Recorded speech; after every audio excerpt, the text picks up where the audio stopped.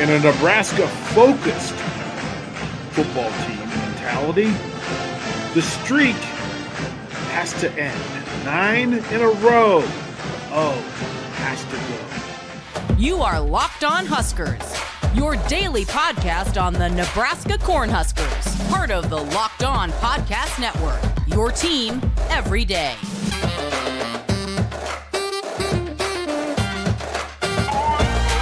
Hey gang, DP here. It is Beat Wisconsin week. Beat the Badgers. It must happen. The streak has to end. Lots to talk about over the course of this episode. One, a streak of 9 consecutive losses to Wisconsin for Nebraska. You got to figure out how to do it. We're going to talk about how to get this thing done and why it is so important, what it means, what is the value of ending the streak, all these things in place.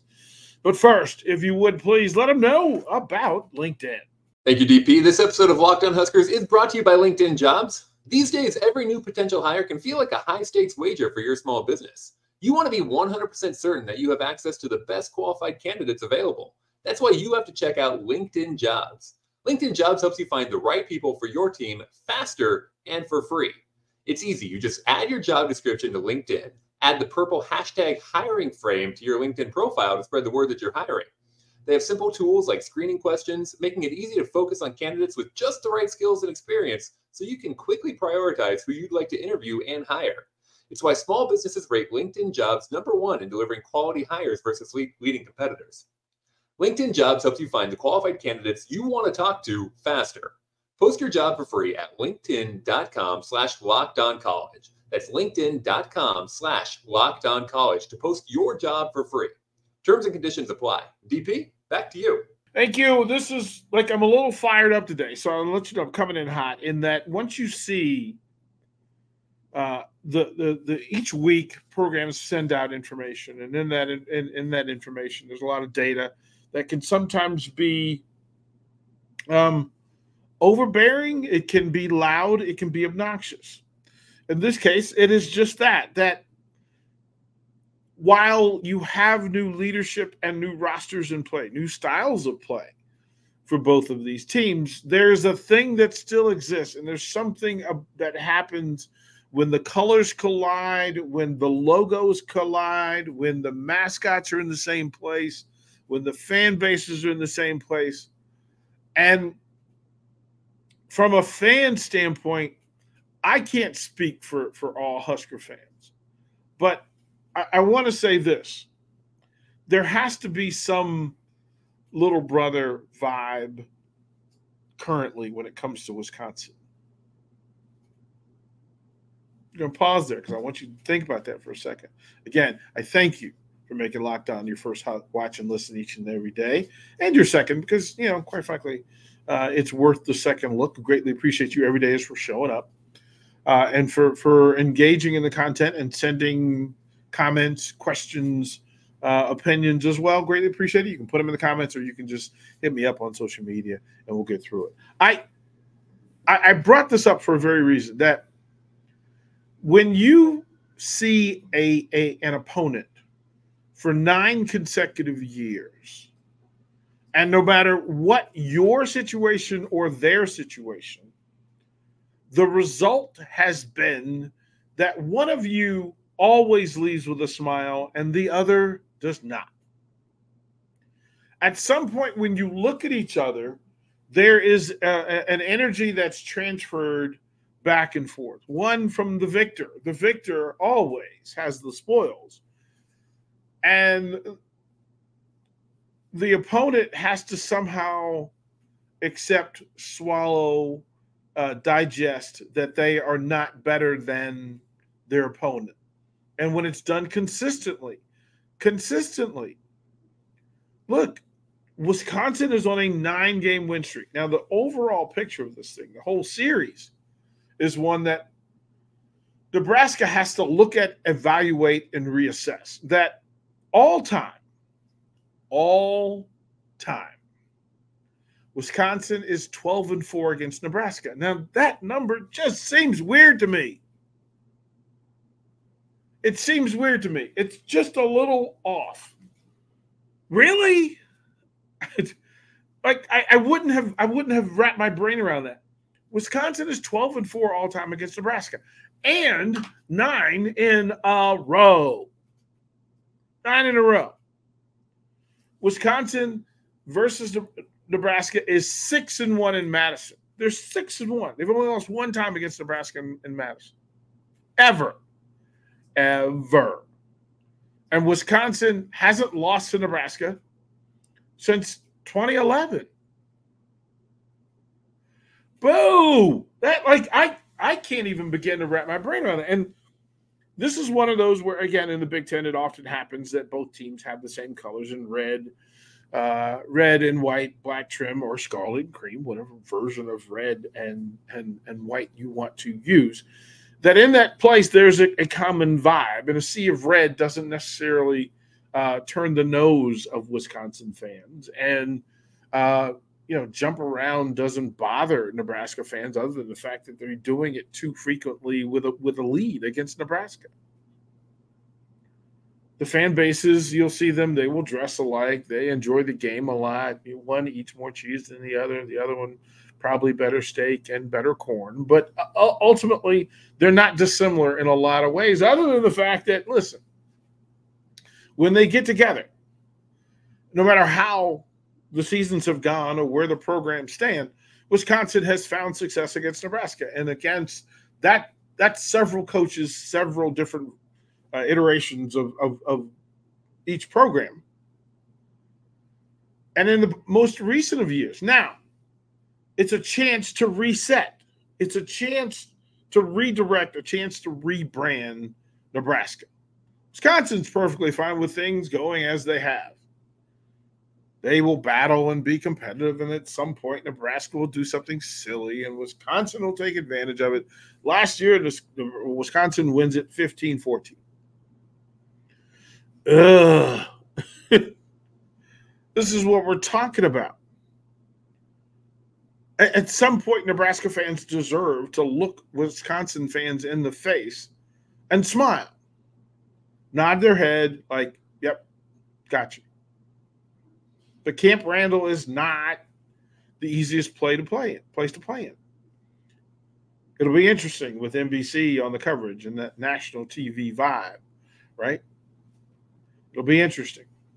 But both teams are playing for that 6 win, that all-important 6 win. It makes them bowl game eligible, and in this battle for the Freedom Bowl and the Freedom Trophy. And I love the fact that now current Nebraska players are being introduced to it, the Freedom Trophy, and they're aware of it. And that's a new trophy, a relatively new trophy when it comes to rivalry trophies. The trophy's only 10 years old. This is the 10th year, and quite frankly, what we need is, hey, give us this one. They need to bring it back to Nebraska. But both teams come in at 5-5, and both teams sit at 3-4 in the Big Ten Conference. And if they want to say that they are still players in this thing in the Big Ten West, that listen, you've got to win this game. Nebraska, again, coming off its 13-10 loss to Maryland at home. Game-winning field goal, okay. For Wisconsin, they're coming off.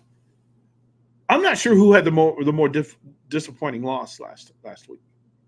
24-10 against Northwestern at home at Camp Randall was the third straight loss. They started the season 5-2. And again, first coach has a lot of things in play.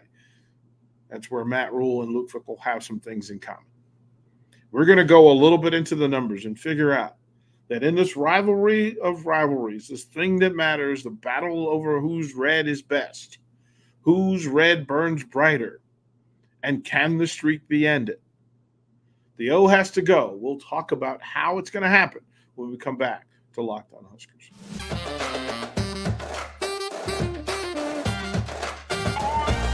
Hey, gang, DP here, Locked On Huskers. Thank you for hanging out with us. You everydayers, again, you get the full shout-out. Greatly appreciate it. Would you please let them know all about Atlantic, the Athletic Brewing? Thank you, DP. This episode of Locked On Huskers is brought to you by Athletic Brewing. Athletic Brewing has completely changed the non-alcoholic beer game. They make non-alcoholic beers that actually taste good. They're full of flavor, they're well-crafted, just like a full-strength beer. Their brews are great tasting and award-winning, even beating out full-strength beers in global competitions. And the best part? No hangovers, ever, because there's no alcohol, so no hangovers. You can find Athletic Brewing Company's non-alcoholic brews at a store near you, or you can buy online at athleticbrewing.com. First-time customers can use the code LOCKEDON to get 15% off your first online order. That's code LOCKEDON, LOCKEDON, at checkout for 15% off at athleticbrewing.com. Near beer, exclusions and conditions apply. Athletic Brewing, fit for all times. DP, back to you. Thank you. Look, it's through all of this. The big thing that has to happen for Nebraska is breaking tendency. Breaking tendency. Whether it is, and there are the things that you control and the things you do not control. You don't control injury. You don't control availability. You don't control location. You don't control time of day. You don't control who your opponent is. And you don't control how the fans react. But there are things that you do control, things that Nebraska will absolutely control. And those have been the great deciders for how Nebraska's games were going to end. That's all of this. Everything about this is Nebraska versus Nebraska. Yes, they have an opponent. Yes, they've had a run of bad luck against the opponent. Yes, the opponent has generally found its way out of these dark corners more recently and more readily than Nebraska has. That doesn't stop you from getting it done Saturday in Madison, Wisconsin. The numbers line up. Now, again, you're talking about two first-year coaches at the program. You're talking about Wisconsin coming off a 3-game losing streak, Nebraska off a 2-game losing streak. The coaches are fighting for their own. Now, to point it out and give you some perspective of expectation, that Matt Rhule comes into Saturday's game as a college coach at 52-48. 52-48. Luke Fickell comes into this Saturday's game at 69-30. But here's the thing. Fickell's never beaten Nebraska as a head coach. He's never beat them.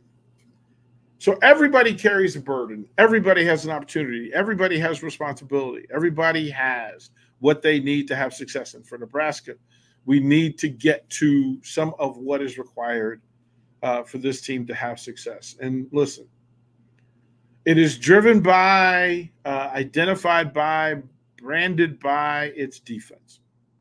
Nebraska's defense has been better than advertised, better than expected, and it still hasn't been enough. It hasn't been enough. Nebraska's defense ranks second against the run in the Big Ten. That's a big deal. It's a big deal to be second. Third in the country. 79.6 yards a game. I'll say it again. Nebraska is third in the country defensively against the run. Not the number I expected. They're 10th in the Big Ten Conference in pass defense, which is in the top 70 in the country. Difficulty, giving up 227 yards a game via the air, 306 yards total defense, and then 18 points a game in scoring defense points allowed. That is fifth in the Big Ten, and drum roll, top 20 in total defense and scoring defense in the country is who these Huskers are. A couple of things in play. The number to watch. Third down defense, Nebraska getting off the field some 64% of the time. 63. If you get that number up a little bit, there's some real things in play. There's some work can be done. But third down defense, they're still in the top 50 in the country. Wisconsin offensively and matching up. Listen, the run game, you think of Wisconsin, you think of the best player, which is Braylon Allen. And his injury and his inability to be present in the lineup has shown up. And then the loss of the guy who was supposed to replace him So Braylon Allen and Chez Malusi were both expected to put up both numbers in a great tandem 1-2 for Wisconsin. 12 touchdowns between them. Already over 1,000 yards between them in 10 games. But as we know when we talk about Nebraska football, that it's really the guys up front. And on the offensive line, look, I don't think that Nebraska can just score 10 points and beat Wisconsin. Am I wrong in that? Do you folks agree? Have I been concussed? Am I going through withdrawal, offensive withdrawal, right? That I don't think we can expect, if we're told now that, hey, Nebraska only scores 10 points offensively, that anybody that's in the fan base will find that to be enough and feel comfortable about the results if that's what happens. 10 points. What if I said 13 points or 17 points? What's the number that makes Nebraska fans feel good about beating Wisconsin? How many points do they have to score? Wisconsin will tell you the same, that if they only score 10 points against Nebraska, there's going to be some question. There's some doubt in play. What Nebraska has to do is, if Braylon Allen is in the starting lineup, they need to bring Hatch to the ball and get him to the ground. They can't miss. They can't let him dance. They can't let him gain momentum. I also want Braylon Allen wanting sideline to sideline rather than north-south. So that is gap replacement, gap maintenance. You got to be solid. And you have to get help from your big guys up front. Offensively for Nebraska, listen, the numbers aren't stellar. They're not shiny. They're not, wow, look at us. We're an offensive juggernaut. You are first in the Big Ten Conference in rushing offense. 185 yards a game. Wisconsin comes in at 154. Passing offense is the thing to circle. That Nebraska comes into this thing only averaging 127 yards a game. That is high school football wishbone type of passing attack. Those numbers aren't good enough. And they're probably – look, if you only throw for 127 yards against Wisconsin, you're going to have a tough time beating them at Camp Randall. Just going to say that. Total offense, 312 yards a game with a scoring offense of averaging just under 19 points a game. So if we said 20 points, but here's the thing, Wisconsin scores 22 points a game. I think the magic number that if you're Marcus Satterfield that you're circling is 24 points a game offensively to have a chance to legitimately win this game and not fully rely just on the defense. Is 24 enough? You can tell me in the comments. Is 24 points enough for Nebraska to end the losing streak against Wisconsin? Don't know. 24 points. 27, I think we feel better about. 24, I'm not so much. For a Wisconsin team that averages 22. We'll throw it a break. When we come back, we'll close out this episode of Locked On Huskers.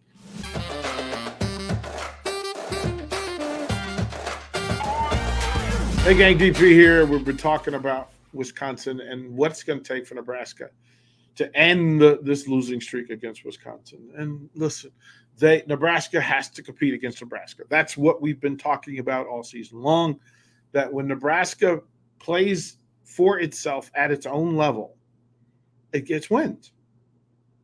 When Nebraska plays at the level of the people they're playing against, then they take a loss because they're better at it than they are and they do extra. Nebraska has to control the ball. It has to control the football, whether it's time of possession, whether it's not turning the ball over, whether it's clock management, all of those things. Nebraska has to handle that. No excessive penalties. And shout out to the Huskers for not having a penalty this week. That would be helpful Saturday in Camp Randall. I would fully expect that those folks at Camp Randall are going to show up with a little bit of a chip on the shoulder and a lot of attitude. Nebraska offensively has an opportunity to win this game themselves and take some of the burden off of this black shirt defense. They're going to need at least 24 points, 27 points to have enough to put Wisconsin away. And if you think the number's lower, let me know. If you think it's higher, let me know. But it's opportunity for Nebraska. It is a great opportunity for this program, for this team to become a program, for this program to have success and a bowl game. It's all in play. It's going to be a beautiful thing. Camp Randall holds 75,000, almost 76,000 fans. I want them sitting on their hands. I want them distracted and frustrated at Nebraska's run game, the way they're moving the chains, their time of possession, what they're doing on third and short and staying on the field, keeping the Wisconsin defense out there, all of those things in play. You also have to look at the special teams, and this is where opportunities live. And neither team punts the ball at the highest level. Neither of them return the ball at the highest level. But Wisconsin defends punt returns at a high volume.